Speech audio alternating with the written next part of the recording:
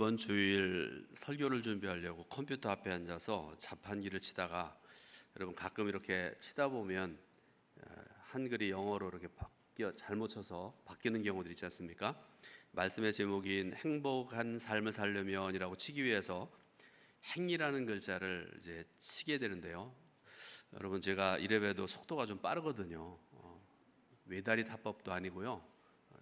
잘 칩니다. 그런데 눈 깜짝하는 순간에 행이라는 글자를 치는데 GOD라는 그 글자를 치게 됐습니다. 놀라서 행복한이라는 글자를 치기 시작을 해야 되는데 무슨 일인가 싶어서 다시 한번 정신 차려서 자판기를 쳤습니다. 행자를 쳤는데 역시 이번에도 GOD였습니다. 한글로 행이라는 말을 자판기로 잘못 눌렀더니 영어로 바뀌면서 GOD가 되더라는 그런 말씀이죠. 한번 집에 가서 시험해 보시기 부탁을 드립니다. 제가 참 대단한 것을 발견했다 그런 생각을 하는데요. 제가 여러분들의 그런 말씀을 드리려고 그래요. 행복한 삶, 오늘 본문의 말씀의 주요 내용이 그거지 않습니까? 행복한 삶, 어떻게 하면 우리가 행복한 삶을 살 수 있을까 하는 그 오늘 본문의 중요한 내용인데 바로 GOD라는 말이 영어로요. 어르신들 GOD라는 말이 하나님이란 뜻이거든요. 하나님 안에서 살아야 된다. 하나님 밖에 살면 분명히 말씀드리는데 행복한 삶은 없습니다.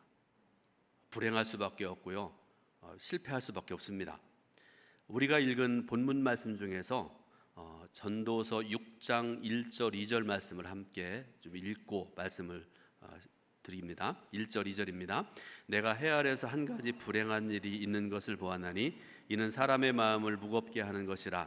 어떤 사람은 그의 영혼이 바라는 모든 소원에 부족함이 없어 재물과 부요와 존귀를 하나님께 받았으니 하나님께서 그가 그것을 누리도록 허락하지 아니하셨으므로 다른 사람이 누리나니 이것도 헛되어 악한 병이로다. 아멘. 2005년 11월에 우리 한국의 최고의 기업, 제가 구체적으로는 말씀을 못 드립니다. 우리나라 최고의 기업의 막내딸이, 회장님의 막내딸이 2005년 11월 달에 미국의 뉴욕에서 자살한 사건이 있었습니다. 잘 알려지지 않았습니다. 무엇이 부족해서 26세였더라고요 당시에. 26세 젊은 인물도 보니까 그렇게 남에 빠지지 않는 그런 인물이었고요. 미국에 유학을 가서 이렇게 공부하던 그런 딸인데 한참을 검색을 해봤는데요. 아마 이유가 정확한 건 아니지만 딸은 우리나라 최고 기업의 딸인데 미국에 가서 아주 평범한 남자를 사귀었던가 봐요.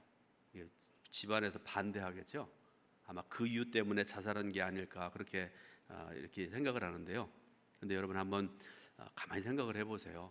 우리나라 최고의 기업의 딸이고 모든 것을 가진 딸인데 이걸 생각을 해보면 돈으로도 안 되는 게 있고요. 젊음과 아름다움과 지성으로도 안 되는 여러 가지 갖췄어도 안 되는 무엇인가가 있다는 것을 우리에게 알려주는 그런 말씀이죠.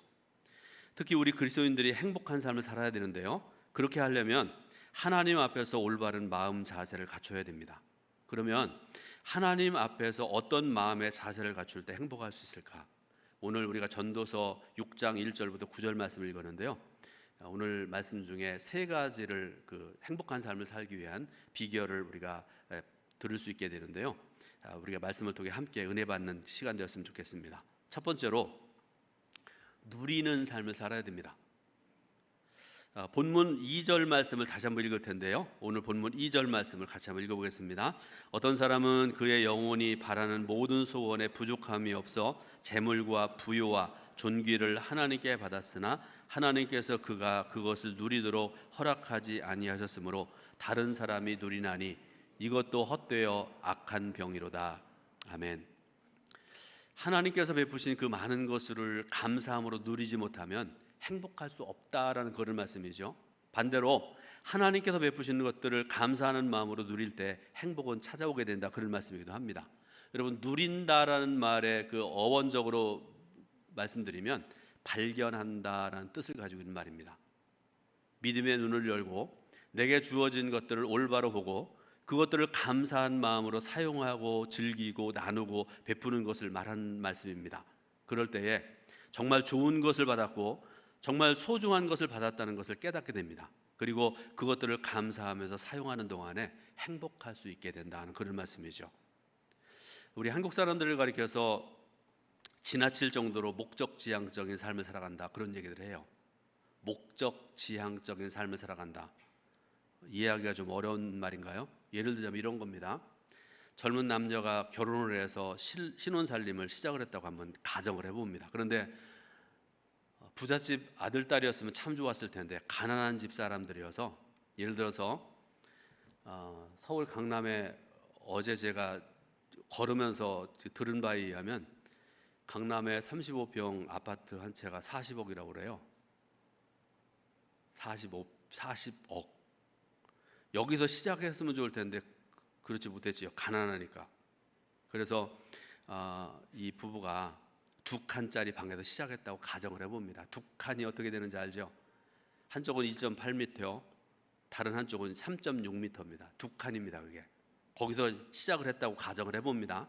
숟가락 2개, 젓가락 4가락, 그 다음에 이불 하나, 요 하나, 이렇게 시작을 했다고 한번 생각을 해봅니다.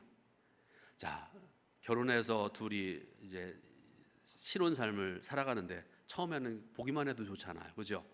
이쁘고 아름답고 신실하고 좋아 보이고 그렇잖아요. 그런데 여러분, 사람이라는 게요, 이렇게 살아가다 보면 비교라는 걸 하게 되잖아요. 우리 박 집사님 또 김 권사님들 보니까, 누구네 장로님네 자녀들 보니까 35평이래. 이 비교할 수밖에 없는 게 우리 사람들의 모습 아니겠습니까? 그래서 이 부부가 안 되겠다 생각을 하고요, 어느 날 결심을 했습니다. 우리 30평 아파트 살 때까지 먹는 것, 입는 것, 여행 가는 것 절제하자 결심을 했습니다. 그래서 30년 동안 죽어라 하고 모여서 30평 아파트를 샀다고 가정할 때, 이걸 가리켜 우리가 목적지향적인 삶이라 이렇게 얘기할 수 있는 겁니다. 어떤 목적을 정해놓고 나머지는 그 목적을 위해서 과감하게 희생하는 삶을 살아가는 겁니다. 인생의 한순간 한순간도 오직 그 목적 달성을 위해서 사용될 뿐입니다. 물론 인생과 삶의 목적이 중요하긴 합니다. 그러나 지나치게 목적지향적인 삶을 살다 보면 그 목적이 지나간 뒤에 너무나 허탈해집니다. 30평 아파트를 사면 그거로 끝나는 게 아니잖아요. 뒷집에 보니까 40평을 사네요. 화장실이 2개가 되네요. 그러니까 또 다른 목적을 가지고 살고 그러면 30평이 여러분 행복이 아니란 그런 말씀이죠. 목적을 이루었어도 또 다른 목적을 향해 달려가야 되기 때문에 그 행복이라는 것도 잠시뿐입니다. 반대로 목적 달성에 실패했다고 생각을 한다면 너무도 많은 것을 이뤘다고 생각하기 때문에 그 패배감이라는 거 너무나 깊습니다. 그래서 그도 역시 행복할 수가 없습니다. 사랑하는 여러분, 하나님께서 우리에게 주신 모든 것들 정말로 소중한 것들입니다. 내가 가진 모든 것들, 내가 처한 모든 상황들이 다 소중합니다. 인생의 모든 인간관계도 소중합니다. 여러분, 교회 안에서 또 직장 안에서 우리가 모든 곳에 만나고 우리가 교제하고 이러는 사람들, 여러분 함부로 하지 마세요. 대부분은 소중한 사람들이잖아요. 그래서 우리는 그 모든 것들을 소중히 여겨야 되고요, 감사하게 받고 감사하게 누리고 살아가야 된다, 그런 말씀이죠. 가만히 생각을 해보면 우리는 하나님께로부터 너무나 많은 것을 받았습니다. 여러분 한번 가만히 생각을 해보시기 바라요. 내 인생이 내가 혹은 80, 내가 혹은 60, 내가 40 인생을 살아왔는데 하나님께서 내게 허락하신 것들이 얼마나 많은지 한번 가만히 짧은 시간이지만 생각해 보시기 바랍니다. 근데 어떤 사람들은요, 욕심 때문에 내게 있는 거 생각하지 아니하고요, 없는 것만 보고 그것을 더 가지려고 세월을 허비하다 보니까 그 인생은 불행할 수밖에 없다, 그런 말씀이죠. 유명한 어떤 이야기가 하나 있는데요, 한 동부가 $1만 주면 그가 하루 종일 걸어갈 수 있는 만큼의 땅을 소유할 수 있다는 그런 소문을 듣게 됩니다. 그래서 그 마을을 찾아갔습니다. 모든 것이 다 소문대로였는데 한 가지 조건이 있었습니다. 하루 동안 그가 밟을 수 있는 모든 땅을 그가 차지할 수 있는데 한 가지 조건이 뭔가 하면 해가 지기 전에 출발한 곳으로 반드시 돌아와야 된다. 이런 조건을 그가 알게 됐습니다. 자, 그래서 이제 내일 출발한다고 그러면 오늘 밤에 잠을 자야 되는데 잠이 안 오잖아요. 얼마나 빨리 걸어서 많은 땅을 차지할 수 있을까 그런 생각을 하고 그러다가 밤을 꼬박 새우다가 또 새벽에 1초라도 빨리 뛰어야 되기 때문에 가야 되기 때문에 해가 뜨자마자 출발을 했습니다. 그는 이 모든 것이 내일이면 내 것이 된다는 그런 생각에서 너무나 좋아서 여기저기에다가 말뚝을 박으면서 이악 놓고 말뚝을 박으면서 막 성급히 걸어갔습니다. 한참을 걷다가 뒤를 쳐다보니까요 수백 개의 말뚝이 박혀 있는 거예요. 그런데 이 사람이 또 욕심이 생겨났습니다.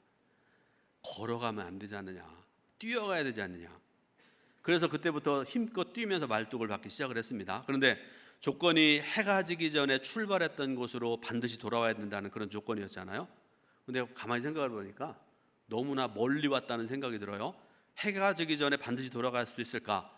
그런 생각을 하니까 이 사람이 두려워해가지고요. 그때부터 이 사람이 조금 더 가야지 그러면서 쉴 틈 없이 달립니다. 해가 지기 전에 반드시 돌아가야 된다. 그러면서 자신을 외치면서 자신을 향해 소리치면서 갔습니다. 그러면서 이제 어느 순간에 다시 돌아오기 시작을 했는데 해가 지기 전에 돌아가야 되니까 열심히 뛰고 달리고 하면서 출발점에 해가 지려는 순간에 도착을 했습니다. 그러나 도착과 동시에 그는 그 자리에 쓰러지고 말았습니다.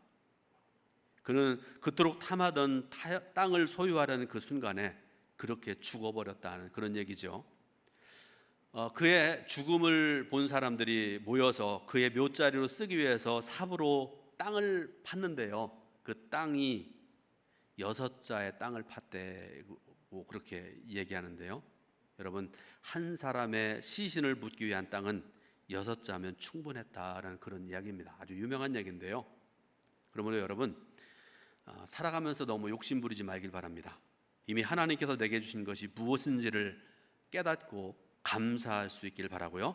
그리고 그 주신 것을 누리면서 살아가시기를 예수님의 이름으로 축원드립니다. 두 번째로는 만족하는 삶을 살아야 됩니다. 잠언 1장 19절에 제가 읽어드립니다. 이익을 탐하는 모든 자의 길은 다 이러하여 자기의 생명을 잃게 하느니라, 이렇게 말씀을 하세요. 그리고 오늘 읽은 본문 3절에도 보게 되면요, 3절을 같이 읽어보겠습니다. 사람이 비록 100명의 자녀를 낳고 또 장수하여 사는 날이 많을지라도 그의 영혼은 그러한 행복으로 만족하지 못하고 또 그가 안장되지 못하면 나는 이르기를 낙태된 자가 그보다는 낫다 하나니. 아멘. 만족해야 행복할 수 있다는 그런 말씀입니다. 조건이 아무리 좋아도 인물이 뛰어나고 가문이 어떻고 학벌이 뭐 어떻고 돈이 많고 여러분 이 모든 조건들이 최고로 좋다 할지라도 만족하지 못하면 행복할 수 없다, 그런 말씀이죠. 맞지요? 여러분, 내가 예를 들어서 재산이 한 100억 된다고 생각을 해보세요. 저는 생각을 해봤습니다. 100억 가지면은, 왜 웃으세요? 택도 없는 소리라고 생각하시나요? 11조 10억 떼놓고 선교헌금 떼놓고 잠시 동안 행복했었습니다. 근데요, 100억 가지고 있으면 만족할까? 그러지 못할 것 같다는 생각이 드는 거예요. 또 예를 들어 어느 대학을 나오고 뭐 학벌이 어떻게 되고 또 내가 뭐 어떻게 되고 어떤 조건을 가졌고, 그런데 여러분 그것으로 만족할 수 있겠는가 생각을 해보니까 자신이 없더라고요. 반대로요, 조건이 아무리 나쁘다 할지라도 만족한 삶을 살아가는 사람은 행복할 수 있어요. 시편 23편 5절에 다윗이 한 고백이에요. 내 잔이 넘치나이다, 이렇게 고백을 해요. 다윗이 어떻게 이렇게 고백할 수 있었을까 생각을 해봤는데요, 두 가지 이유 때문이라고 생각을 합니다. 하나는 모든 것에 만족한다는 뜻입니다. 또 하나는 모든 것이 자기에게는 과분하다라는 고백이기도 합니다.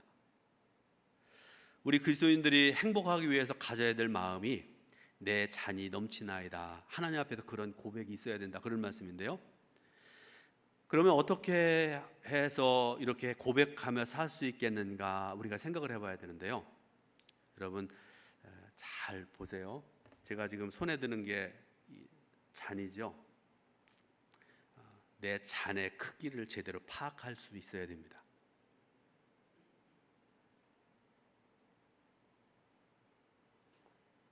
내 잔이, 다른 말로 하면 내 그릇이 이만큼 크다고 생각하는 사람,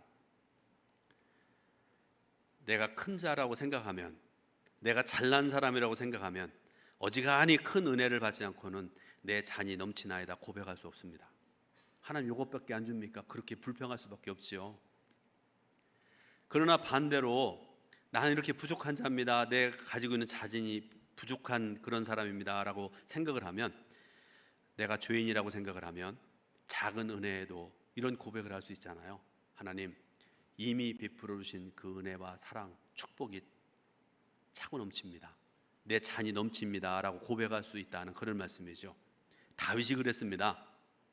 시편 8편 4절에 시편 8편 4절 말씀 읽어보겠습니다. 사람이 무엇이고 한데 시편 8편 4절 제가 읽어드리겠습니다. 사람이 무엇이고 한데 주께서 저를 생각하시며 인자가 무엇이고 한데 주께서 저를 권고하시나이까, 이렇게 고백을 합니다. 다윗은 자신을 돌아볼 수 있는 그런 사람이었습니다.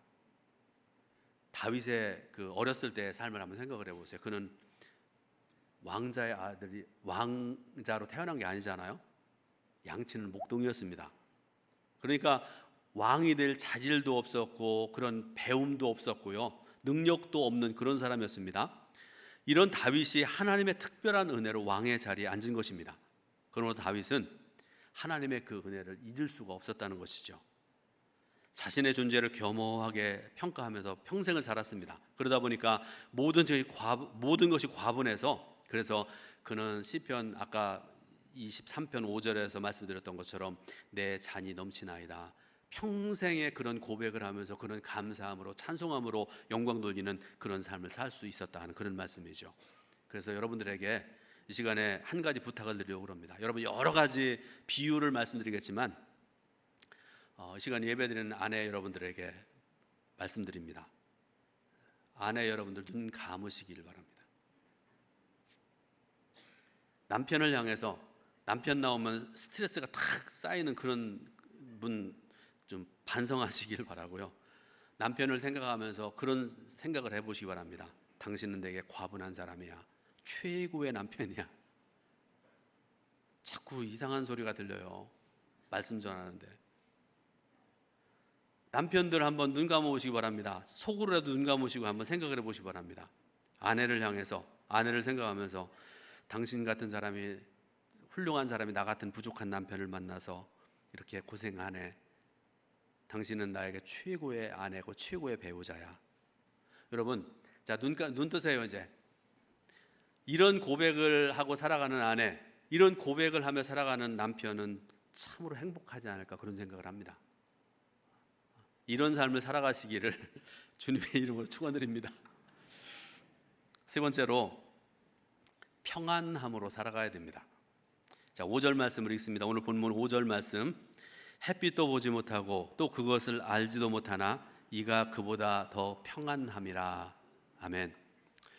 평안할 때 행복을 누릴 수 있다는 그런 말씀이죠. 그런데 반대로 모든 것이 다 갖춰져 있다 할지라도 평안이 깨지면 행복할 수 없습니다.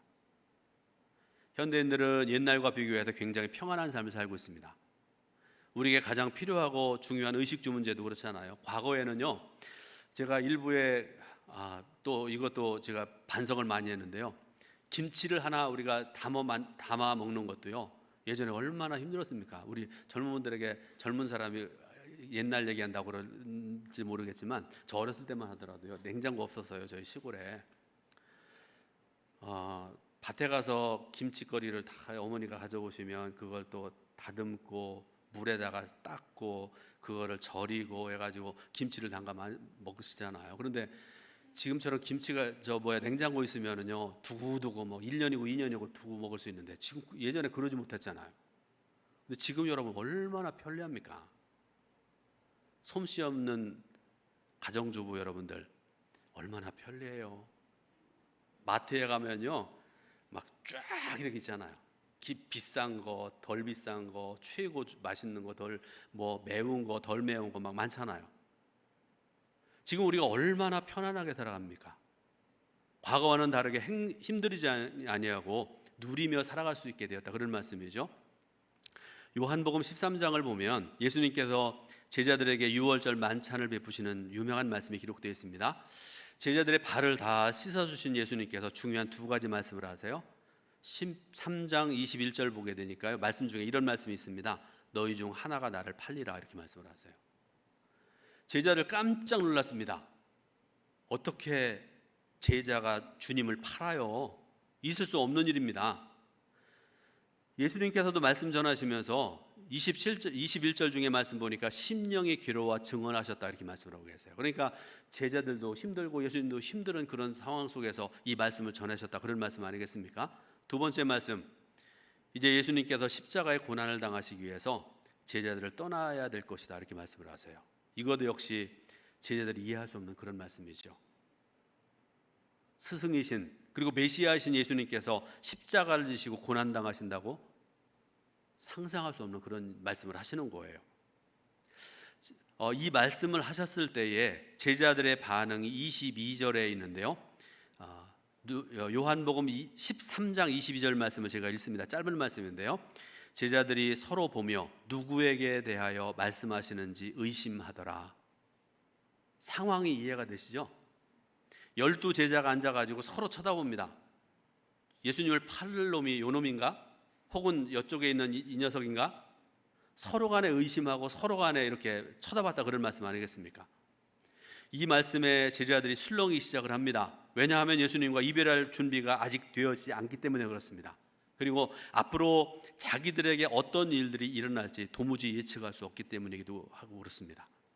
갑자기 제자들에게 두려움이 몰려왔습니다. 불안해서 견딜 수가 없습니다. 이런 사실을 예수님께서 너무나 잘 아시죠. 그래서 불안해하는 제자들에게 예수님께서 요한복음 14장 27절에 유명한 말씀을 하세요. 요한복음 14장 27절을 같이 읽습니다. 평안을 너희에게 끼치노니 곧 나의 평안을 너희에게 주노라. 내가 너희에게 주는 것은 세상이 주는 것과 같지 아니하니라. 너희는 마음에 근심하지도 말고 두려워하지도 말라. 아멘. 미국의 존 스타인백이라는 유명한 소설가가 있습니다. 노벨 문학상을 받은 유명한 소설가인데요. 그가 쓴 진주라는 중편 소설이 있는데 그 내용을 여러분들에게 간략하게 말씀드립니다. 키노라는 사람이 있는데 이름이 키노입니다. 그는 어부입니다. 그 아내의 이름은 조안나라는 이름을 가진 아내인데요. 평범하지만 행복한 그런 삶을 살아가는 어부 부부입니다. 어느 날 키노가 바다에 나갔다가 거기서 아주 크고 값진 진주 하나를 건지게 되는데요. 여러분, 진주 비싸잖아요, 그죠? 엄청나게 좋은 진주를 하나 건지게 되는데요. 부부는 그 진주를 놓고 두 부부가 앉아가지고 이제 우리 고생 끝났고 가난 다 끝났다, 이제 행복만 남았다, 기뻐합니다. 여러분, 이런 진주 같은 거 하나 생기걸랑요. 그리고 뭡니까?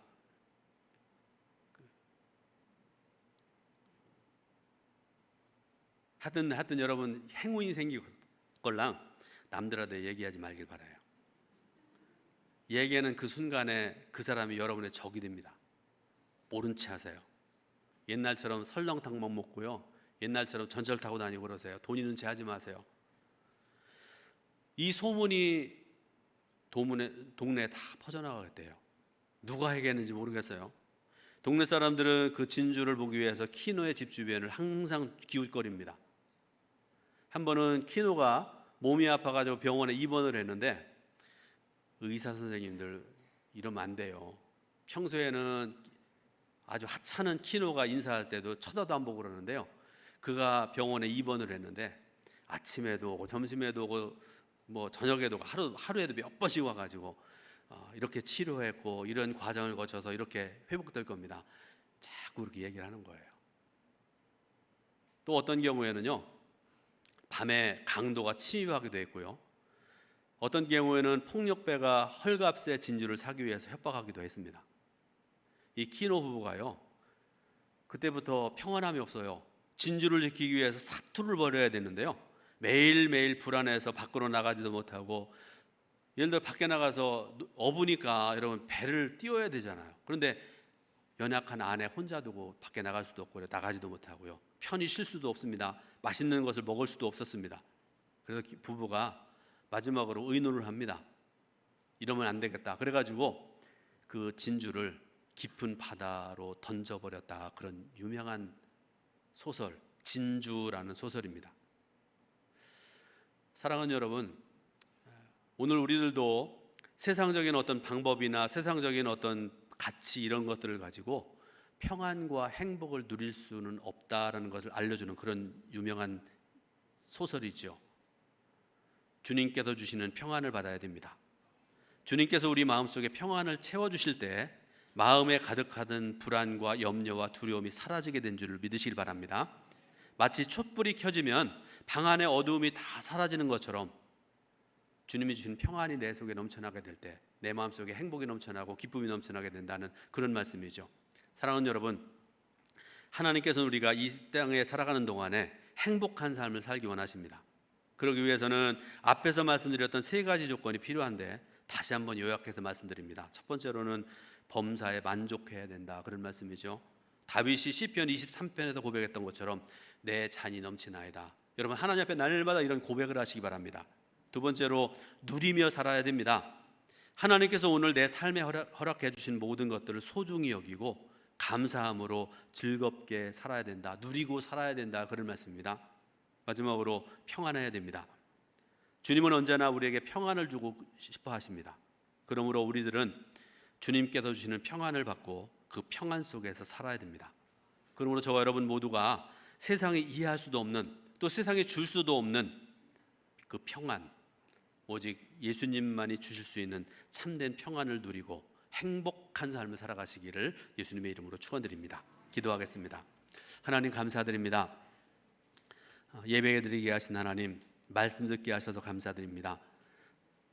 생명과 진리의 말씀을 오늘도 저희에게 허락하셨는데 하나님께서 주시는 평안이 우리의 마음속에, 우리의 삶 속에 차고 넘치게 하시기 원하고, 그래서 행복한 삶을, 복되고 아름다운 삶을 살아갈 수 있는 우리 동두천교회 성도들 되게 인도하여 주옵소서. 감사드리고 예수 그리스도의 이름으로 기도드립니다.